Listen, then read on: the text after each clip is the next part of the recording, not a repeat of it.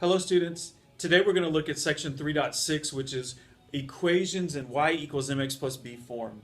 Now up until this point we've looked at equations of lines, but they were always y equals mx, where m was always the slope, and an equation of y equals mx was proportional, which means it always passed through the origin. We also called those equations direct variation, because direct variation was proportional, which means it passed through the origin.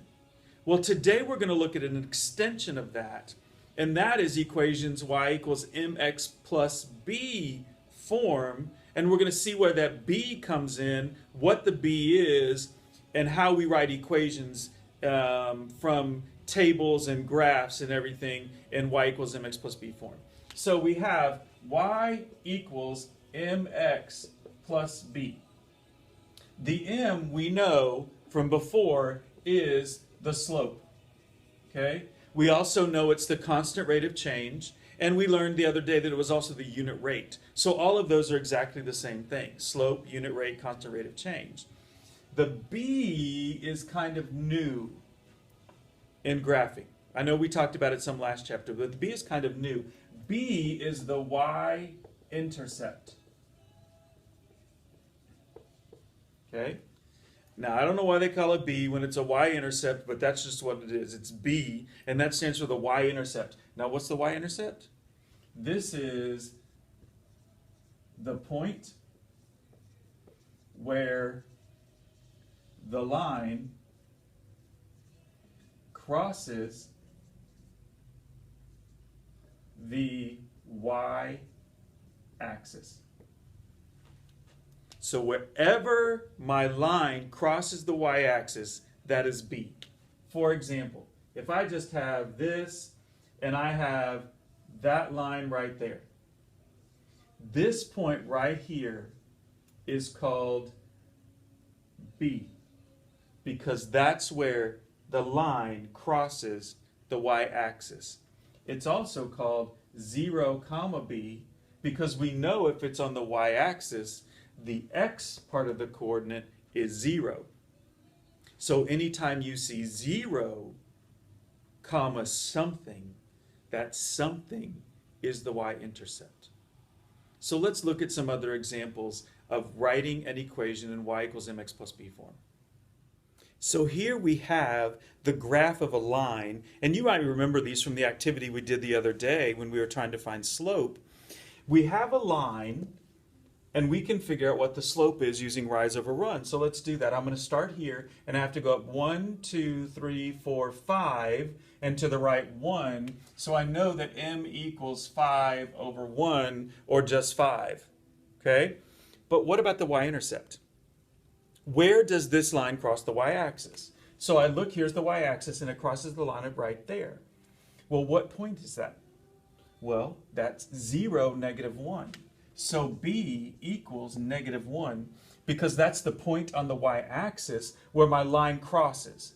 And so that's -1. So the equation of this line that we would write is y equals 5x, because 5 is my slope, and then -1 because the y-intercept is at -1. So that's how I would write the equation of this line. I picked out the y-intercept, which is b, and I figured out what the slope was using rise over run. So the equation of this line is y equals 5x minus 1. So again, what we're doing is we're figuring out what the slope is, and then we're also figuring out what the y-intercept is to write the equation of the line. Now that we learned how to write the equation of a line from a graph, let's look at a table and see if we can write an equation from a line from a table. And we know it's going to be in y equals mx plus b form because I'm telling you it is. So you're going to draw a table with me, and I'm going to give you a couple of seconds to draw that table, and then we'll fill it in together so it doesn't take us much time on the video. Okay? So we have our x and our y, and then we have 4 more points that we're going to use. And the first, we're going to put 0, 2, 4, and 6 in the x values. And then we'll do 5, 9, 13, and 17 and our y values. And really quickly, just to say, hey, can this be proportional? Is it a y equals mx question? 5 times 2 is 10 and 9 times 0 is 0. They're not proportional, so we know it's not y equals mx. We know there's got to be a plus b in there. So the first thing we need to do is find our slope. Well, remember, slope is exactly the same as the constant rate of change. So let's figure out that. The change in x's is plus 2, plus 2, plus 2. And the change in y's is plus 4, and plus 4. So my constant rate of change, or slope, would be m equals 4 over 2, because remember, it's always y over x, and this simplifies to just plain old 2, because 4 divided by 2 is 2.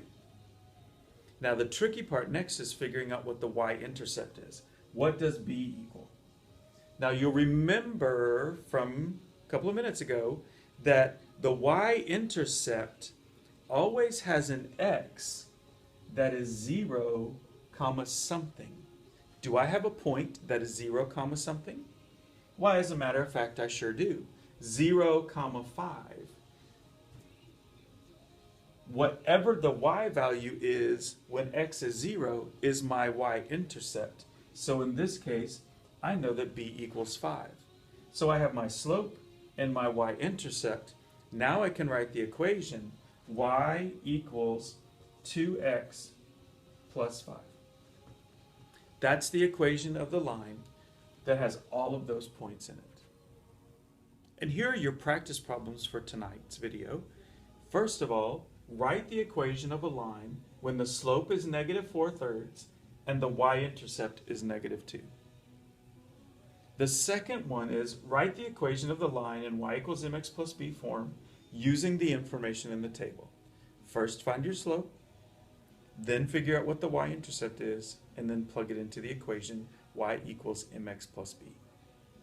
Take a picture of your practice problems, turn them in Edmodo using the turn in button before class tomorrow.